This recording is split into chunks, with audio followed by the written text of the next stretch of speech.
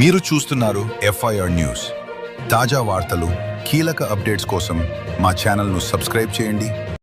ఎప్పుడు ఆ రైలింగ్ అంటే పక్క పిట్ట కూడా పడిపోయే పరిస్థితి వచ్చింది. మొన్న కూడా వర్షానికి 2 రోజుల ముందు అలా పడిపోవడం భయం వేసింది. అదృష్టవశాత్తు అర్ధరాత్రి పడడం వల్ల షాపుల్లో ఎవరు లేరు కాబట్టి ఎవరికి ప్రాణ నష్టం జరగలేదు. కానీ మళ్ళీ ఇట్లా పగల సమయంలో పడితే మాత్రం తప్పనిసరిగా ఈ షాపులు నడుపుతున్న వీళ్ళని నెత్తిన పడుతుంది, లేదా దారిన పోయే ఎవరో వాళ్ళని నెత్తిన పడుతుంది. అది ఒక ప్రాణం ఖరీదు ఇవన్నీ కానే కాదు. మనం ఏమైనా తిరిగి తేగలం కానీ ప్రాణాలను తిరిగి తేలేను, సాధ్యం కాదు.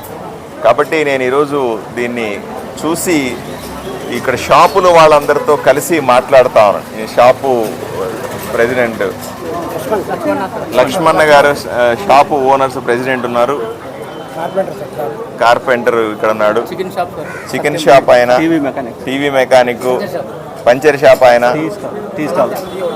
Tea shop, chicken shop, welding shop, ఖేదీ మిషన్ షాపు, ఆటోమొబైల్ షాపు. ఈ షాపులో వాళ్ళందరినీ పిలిచి మాట్లాడుతూ ఉన్నాను ఎలా చేయాలి దీన్ని. నేను ఇప్పుడు పడిపోద్దా అప్పుడు పడిపోద్దా అని చెప్పి పడదు, ఏ క్షణంలో పడదో తెలియదు. ఇప్పుడు వర్షం మొదలైంది, సాయంకాలం దాకా విపరీతంగా నానింది, ఇంకా ప్రాణాల చేతిలో పట్టుకొని ఈ షాపుల వాళ్ళు ఉండాలా. ఇది ప్రమాదకరం. కాబట్టి నేను చెప్పేది ఏమిటంటే వీళ్ళంత తొందరగా పక్కన ఉన్నటువంటి ప్రమాదంగా ఉన్నటువంటి వాళ్ళని కొట్టి తీసేస్తాం. దీనికోసం అవసరమైతే మీరందరూ షాపుల వాళ్ళతో మాట్లాడి, షాపుల అసోసియేషన్ అధ్యక్షులు కదా మీరంతా, షాపుల వాళ్ళతో మాట్లాడి ఒక 4 రోజులు 5 రోజులు మీరు బంద్ చేసుకుంటే ఆ పైనంతా తీసేసిన తర్వాత మళ్ళీ కావాలంటే తెరుచుకుందరు. కానీ తర్వాత మెల్లిమెల్లిగా కట్టేటప్పుడు కూడా ఒక 4 రోజులు మీరు ఇబ్బంది ఉన్నప్పటికీ కూడా జాగ్రత్తగా ఉంటే మూసేసుకోండి. ఎందుకంటే ఎవరినెత్తిన ఒక రాయబడినా మళ్ళీ లేనిపోని సమస్యలు ఊరి నిండా ఏదో అయ్యిందంటారు కదా. మళ్ళీ మీ అందరికీ చెడ్డ పేరు, నాకు చెడ్డ పేరే కదా. మీరు ఎందుకు ఆపేయలేదు అంటారు, పోలీసు ఎందుకు పెట్టలేదు అంటారు, ఎందుకు మూయించలేదు షాపులన్నీ అంటారు, లేనిపోనే. నేను ఒకటి చెప్పాను, వర్షాలు పడితే ఈ 2-3 రోజులైనా సరే వర్షం పడితే అందరూ మూసుకొని ఇళ్ళకి వెళ్ళిపోండి. ఫస్ట్ ఏమాత్రం పెద్ద వర్షం పడితే మీరు పైన చూసుకోండి, మీ మూసేసుకొని ఇంటికి వెళ్ళిపోండి. ఓ రోజు పోతే ఏం నష్టమేం లేదు. వీలైనంత తొందరగా దీన్ని టెస్ట్ చేస్తాం.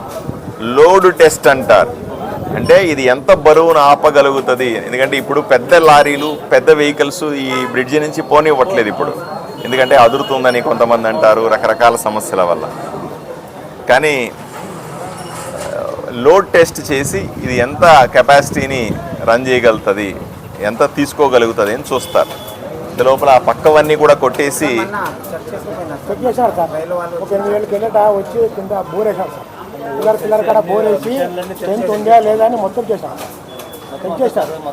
ఒకసారి రిపోర్ట్ ఏదైనా ఉంటే తెప్పించుకుంటాను. 8 నెలలు అయింది కాబట్టి మళ్ళీ ఒకసారి చేయించని చేసుకొని వీలైనంత executive national highways executive engineer గారు ఉన్నారు.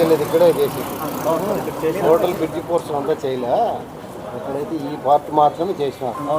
ఓవర్ పాస్ ఎక్కడ ఉందో ఇది మాత్రమే చేసినారు, రైల్వే పార్ట్ మాత్రం, మిగతా చేయలే.